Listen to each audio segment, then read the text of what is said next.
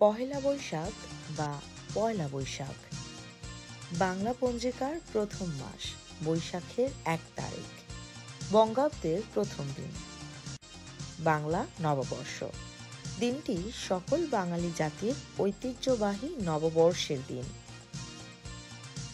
দিনটি বাংলাদেশ এবং ভারতের পশ্চিমবঙ্গের নববর্ষ হিসেবে বিশেষ উৎসবের সাথে পালিত হয়। ত্রিপুরায় বসবাসরত বাঙালিরাও এই উৎসবে অংশ নিয়ে থাকে। পহেলা বৈশাখ বাংলাদেশের জাতীয় উৎসব হিসেবে পালিত হয়ে থাকে। সে হিসেবে এটি বাঙালিদের একটি সার্বজনীন লোক উৎসব হিসেবে বিবেচিত। পয়লা বৈশাখ উদযাপনের শুরু হয়েছিল পুরান ঢাকার মুসলিম মাহি ফরাজ সম্প্রদায়ের হাতে।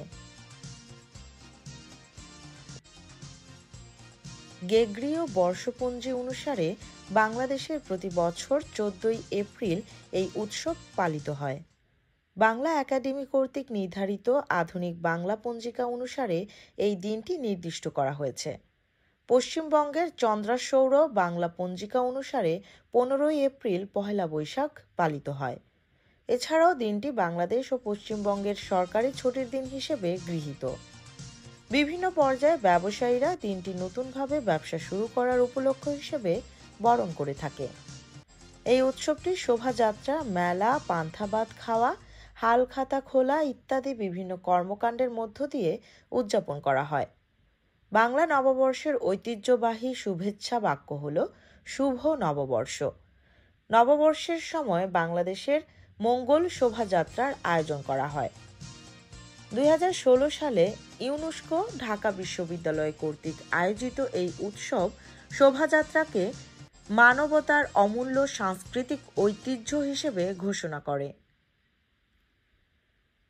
বাংলা দিনপঞ্জির সাথে হিজরি এবং খ্রিস্টীয় সনের মৌলিক পার্থক্য হল হিজরি সন চাঁদের হিসেবে এবং খ্রিস্টীয় সন আন্তর্জাতিক মানদণ্ড অনুযায়ী নির্ধারিত হয়।